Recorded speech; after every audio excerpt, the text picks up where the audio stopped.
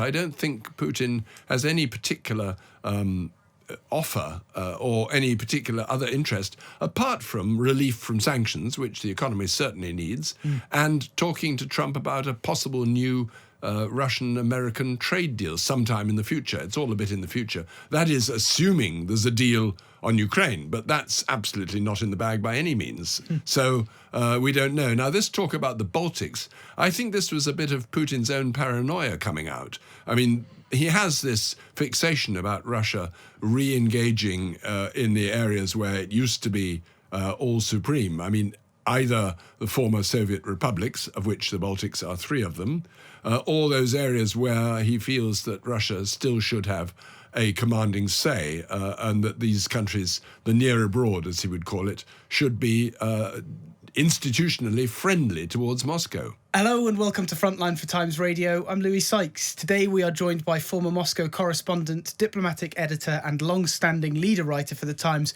Michael Binyon. Michael, thank you very much for joining us again today. Thank you. Well, I wonder if we could first look back at what has happened over the past sort of week or a little less than that diplomatically, because this time last week, things actually looked quite good for Zelensky, didn't they? Maybe not so much now? Not so much at all, no. It seems to have switched back yet again. I mean, it all came after Trump had another phone call with Putin, which he was very enthusiastic about. He said it went very positively, and he sprung upon the world this surprise announcement that they're going to meet again, this time in Budapest, Hungarian capital, where clearly Putin will feel quite at ease because Hungary has been quite strongly supportive of Russia, despite being a member of the EU and of having to go through a lot of the EU sanctions against Russia. They're going to meet in Budapest, probably in, well, it's not clear, but quite soon, maybe a week or so. We don't know when. And since then, Trump appears to have really cooled on Zelensky. He's certainly not gone ahead with the request for Tomahawk missiles, and he's said some positive things again about Putin. So we really don't know what's going to happen, whether this is going to be Alaska number 2. Indeed, and on that meeting in the White House last week, I mean, it's being described now as having been a shouting match. Is that damaging, or is it just the way Trump operates? Because, I mean, Zelensky has survived these shouting matches with Trump before, and J.D. Vance for that matter, hasn't he? Yes, it's not very comfortable for Zelensky. I don't think he welcomes this kind of confrontation at all. He would like a much more positive and engaged meeting with both Trump and J.D. Vance. I think the thing that has really stuck in Trump's throat is the request for Tomahawk missiles. It looked as though Trump was ready to concede that Zelensky should have more weapons, and possibly even Tomahawks, which are long-range weapons capable of hitting Moscow, more importantly, capable of hitting the factories where all these drones are manufactured that are causing such havoc and devastation in Ukraine at the moment. So Trump sort of suggested he was considering it, and then after their meeting, he clearly turned against it. He said they're not going to supply these Tomahawk missiles. He would never have given them directly to Ukraine. He was going to sell them to NATO or to the Europeans, who would then have to pay for them and hand them over to Ukraine. Now, it doesn't look as though they're forthcoming at all. So I think Zelensky's come away empty-handed. And yes, I'm not surprised that the atmosphere was a little bit abrupt and rough, and indeed even possibly another shouting match. They don't have much love for each other. No. Certainly, Trump still holds resentment against Zelensky, going way back to the time when he was trying to get the Ukrainians to provide dirt on President Biden's son, who was doing deals with Ukraine. And Trump was hoping to use all this in his campaign for president against Biden, and Zelensky simply wouldn't play ball. And the result of all that, of course, was that Trump was impeached for a second time, not successfully, but he was proceeding. So he really feels that Zelensky has been a thorn in his side for some time, and that doesn't help the relationship. And we can assume the Kremlin are going to be pretty pleased with the fact that it seems to have turned into a more rough and tumble meeting, and that, you know, this tactic of always be the last one to whisper in Trump's ear before anything big happens seems to work. I mean, it just seems to catch Trump out every time. Well, it does, yes, and I don't know what it is that President Putin says, but he clearly has a strong influence over President Trump, and he's able to sort of sweet-talk him. There was a sort of feeling that Alaska, the last summit, didn't lead to anything and that Trump was made to look rather foolish. But he doesn't seem to have thought that. He doesn't feel as though he's been made fun of or slighted or whatever by Putin. He's occasionally since then said that, Putin is doing the wrong thing, and I'm really losing patience with him, and I'm hoping that he will actually now come to some kind of deal. Nothing's come really from Moscow that's of any consequence in ending this war. And yet Trump persists. I mean, he probably feels after Gaza that his own personal initiatives are so strong, and carries so much weight as President of the United States and in his own personal negotiating style, that whoever he's meeting, he can win them round. And he may now feel that, well, it didn't go too well last time in Alaska, but I'm sure I can get Putin to agree to some deal this time round.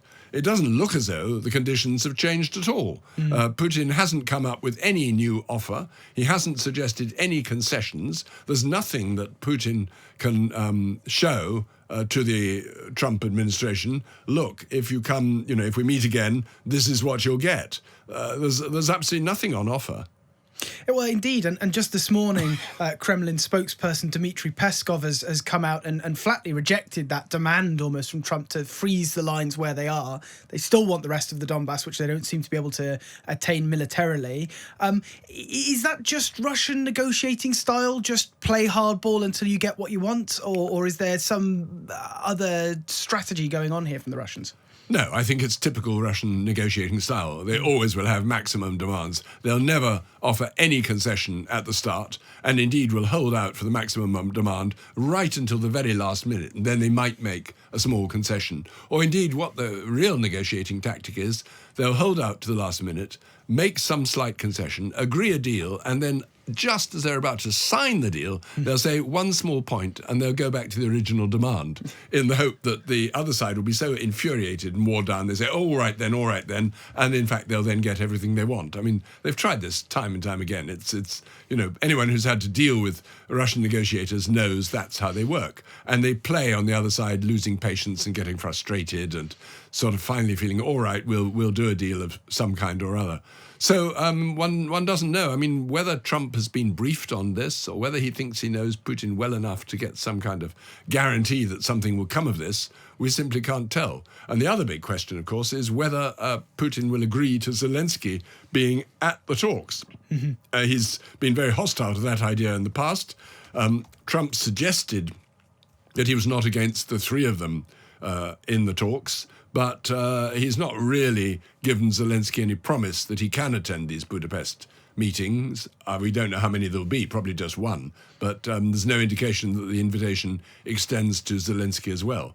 Indeed. And from the position Putin is in right now, he has his second meeting, but is there any sign he can actually cinch some sort of strategic win here, apart from just being able to kick the can down the road on Tomahawk? At Alaska, he seemed to go off on this odd diatribe about Russian and Eastern European history and Ukraine. As we say, Peskov's already turned down Trump's demand to freeze the battle lines. Is there any sign that Putin really has the diplomatic capability to secure anything in Budapest? Not sure. I mean, I think the answer is probably no. He simply believes that with enough persistence and by wearing down the Ukrainians, that in the end he'll win what he wants militarily. And it's certainly clear that the Ukrainians are suffering. They are subject to daily and nightly attacks, not only on their cities, on their infrastructure. Particularly the Russians have now been going for the railways, which are vital in helping Ukraine survive this onslaught, and for transporting people and weapons around the country, very important. So the Russians are keeping up the barrage of military attacks. But beyond that, I don't think Putin has any particular offer or any particular other interest, apart from relief from sanctions, which the economy certainly needs, and talking to Trump about a possible new Russian-American trade deal sometime in the future. It's all a bit in the future. That is assuming there's a deal on Ukraine, but that's absolutely not in the bag by any means. So we don't know. Now, this talk about the Baltics, I think this was a bit of Putin's own paranoia coming out. I mean, he has this fixation about Russia re-engaging in the areas where it used to be all supreme. I mean, either the former Soviet republics, of which the Baltics are 3 of them, or those areas where he feels that Russia still should have a commanding say, and that these countries, the near abroad, as he would call it, should be institutionally friendly towards Moscow. And is there a risk, though, for Putin if he goes into this second meeting with Trump and he comes back with nothing? I mean, we assume that's Putin's objective, is just to have these meetings and not agree to anything. But, you know, if these US-backed deep strikes that Ukraine have been carrying out, largely with their own weapons, carry on, and Putin can't get Trump to reel them in at all, and he comes back with just nothing again, is that still a positive for Putin domestically? Well, I think Trump will suffer if people point the finger and say, you are a mug. You know, you've been duped yet again. I mean, the last thing Trump ever wants is for people to say you've been taken in, you've been outsmarted. He thinks he's the smartest diplomat going. And that is an impression strongly reinforced by getting a ceasefire, at least in Gaza. We haven't got much further than a ceasefire, and even that is looking a bit shaky. But he came back from Gaza feeling his personal intervention had really worked a miracle. Now, his supporters and his flatterers will tell him that. But even they would be hard-pressed if he comes back with nothing from Budapest to say, well, what have you got this time? So he does need to have something that he can show. And Putin probably could think of some kind of minor concession. He might say, we're ready to swap this territory or withdraw from this territory. There are several bits that are not in the Donbass region where the Russians are there in force around Kherson and towards Odessa, around there. But whether he's willing to, I don't know. I mean, Trump doesn't seem to mind that people say you haven't got anything. He then goes off on another tangent. And the thing is, it depends how long he keeps focused on any particular issue. If he doesn't get anything from Budapest, he might suddenly revert back to peacemaking in the Middle East and say, well, look, it's time I use my influence there again. He wants to keep in the headlines and make it look as though he's still moving forward. And what does the situation for Putin look like domestically? Well, that's hard to say. I mean, Putin is in absolute and total overall control, as far as we know. But we do know also that the economy, although it stood up very well over the past 2 or 3 years to sanctions, it is suffering from these sanctions. If it can't sell its oil, and it may be that India listened to President Trump and is not going to go on buying Russian oil. If it can't sell its oil, it's got a huge drop in its income. It's not able to invest in anything other than the military at the moment. They have huge investments in the military, which in a funny way sort of gave a boost to the economy, but not really in the right way, not in the long term, not productively. Just boosted the defense industries. And also there is this feeling that there's a groundswell of rather surly, still suppressed, but really angry reaction among younger people, among obviously the mothers of those who've been killed, and among many Russians who say, how long is this war going to go on? When's it ending? When do we see something happening? If we haven't got victory, why don't we just stop? And Putin's got to find a way to either give them something that he can proclaim as a victory, or to find some way to actually stop the fighting. And where does that leave, these Russian energy problems that they're having as a result of Ukraine strikes? The shortages are now beginning to affect some pretty big Russian cities.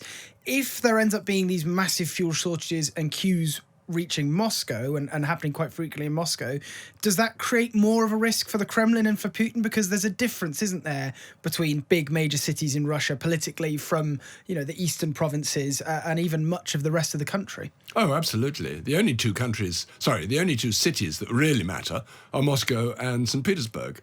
And of course, they are by far the biggest cities. But there are some other big ones. I mean, if you go to the sort of central area, you've got, cities like medium-sized Voronezh, or you've got cities out further east. You've got Nizhny Novgorod. You've got several cities where they don't get the privileged treatment that Moscow and Petersburg get, and where the call-up lists have been longer. There have been more people recruited outside Moscow. Very, very few young people of military age have been called up in Moscow or Petersburg because they know that they probably have parents who may be fairly influential or fairly well-to-do or can pull strings or could make a lot of fuss if their sons are called up and then killed.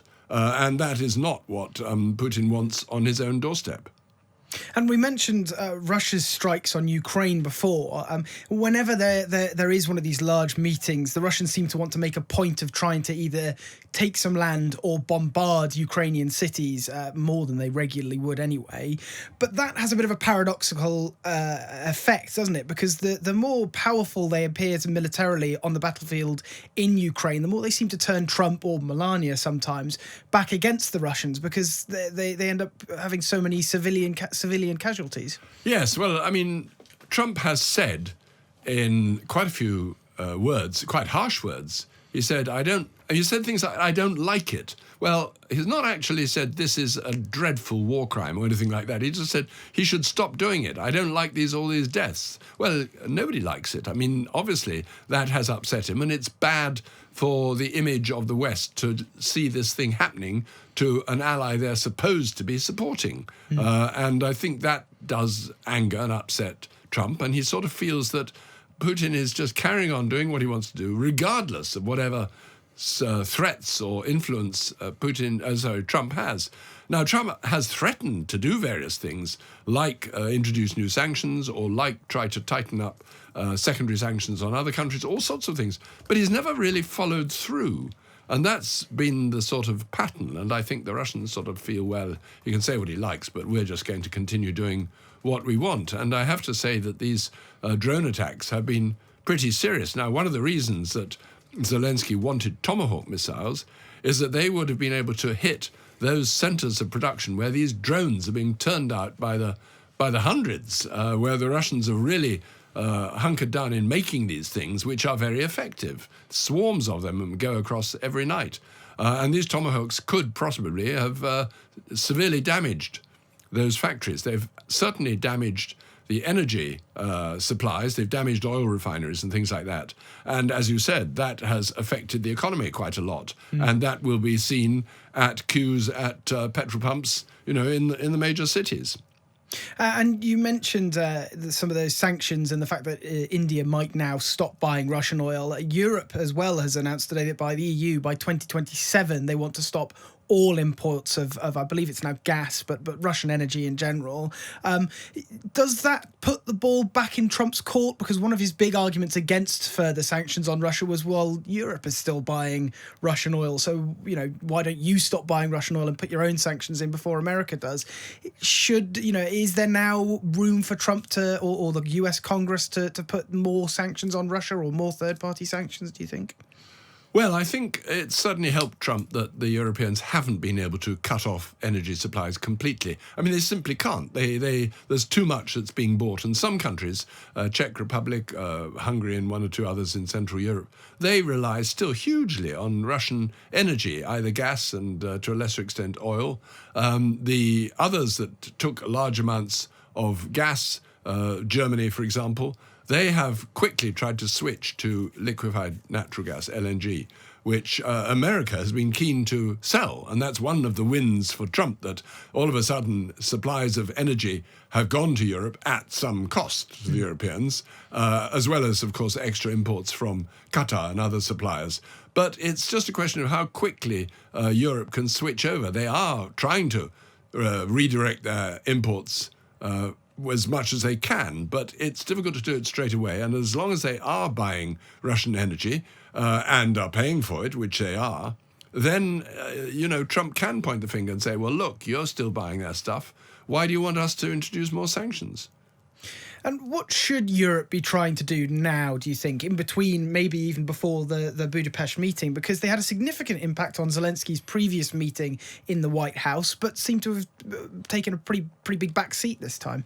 Well, it's very hard to know what they can do. I mean, they can't all have another delegation to Washington. I mean, it was extraordinary when you had this sudden sort of arrival of 5 or 6 senior European leaders, prime ministers, presidents, and people who, could have had it seemed, have a decisive influence on Trump before he went to Alaska to meet Putin. Now I think there's a sort of feeling, well, what can we tell him now that we haven't told him already? And what can we do now that we haven't already done? So Europeans generally don't quite know the best way to handle the Trump administration across a range of things, not just Ukraine. Obviously, the Middle East is another one where, on the whole, they've been very supportive. But, what now? What comes next? On things like tariffs, there's still huge disagreements and quite a lot of anger about what the Trump administration is doing. So it's difficult to sort of, on the one hand, support him in one area and then quarrel with him in another area. So I think the Europeans are really just there at 6s and 7s. They just sort of don't know what to do. They can't make up the shortfall of weapons that Ukraine needs. What they've had, they've given. There isn't much that's sort of they can take off the shelf and send over there. It would be tremendously expensive to buy all the weapons Ukraine needs. They've offered to buy quite a lot of them. Trump is being very transactional about this. He says, well, if they need weapons, you can, we'll sell them to you in Europe. You can pass them on. Mm-hmm. Well, they could if they had the money, but all the European countries are having an economic crisis at the moment. So I think they're just wondering what on earth can we do? Well, one European leader who's presumably going to be very happy about this will be Viktor Orban of Hungary, of course. As you mentioned, the relatively friendly relations with Putin and the Kremlin, but also with Trump himself is a big fan of Viktor Orban's. It's interesting to see that relationship playing out, isn't there? What do you think his role is in this? Or is this something that Russia has basically imposed on Hungary? You are going to be the place where we will have this meeting. Well, I think Russia has suggested, look, you could be a big star on the world stage. You could quell all those angry denunciations of the West Europeans and all your partners in the European Union who say that you're a dictator, and indeed your opposition within Hungary, who are, they're still there. They're not very effective, but they're still criticizing what they see as dictatorial tendencies in Orban. And so I think Trump suggested that he would, well, I think the Russians suggested it, and Trump said he'd be quite amenable to going to Hungary. Also, of course, Hungary is not likely to arrest Putin under the international warrant that is out there, whereas he couldn't go to various other countries. I think, he couldn't go to Helsinki anymore, not that now that Finland is in NATO, I think he wouldn't really even think of going there in the first place. But yes, it certainly enhances Orban's profile. He can only be delighted by it. And as you say, he's got good relations with Trump himself. They both have sort of conservative agendas. And Trump rather admires, as he always has done, somebody who seems to be decisively in control, a strong man, as Orban certainly is within Hungary. Indeed. Well, it'll be interesting to see all of that play out, not just for Viktor Orban, but for the world more widely, I suppose. But Michael Binyon, former Moscow correspondent and leader writer for The Times, thank you very much for joining me today on Frontline. Thank you. You've been watching or listening to Frontline for Times Radio with me, Louis Sykes. For more on the war in Ukraine, you can subscribe to our YouTube channel and sign up for a membership, or you can hear all the latest news and analysis on Times Radio or read it at thetimes.com. And remember, we are in both podcast and video form. You can find us on your favourite podcast platform. It's Times Radio's Frontline, or you can watch us on Times Radio's YouTube channel. Thanks very much. Goodbye.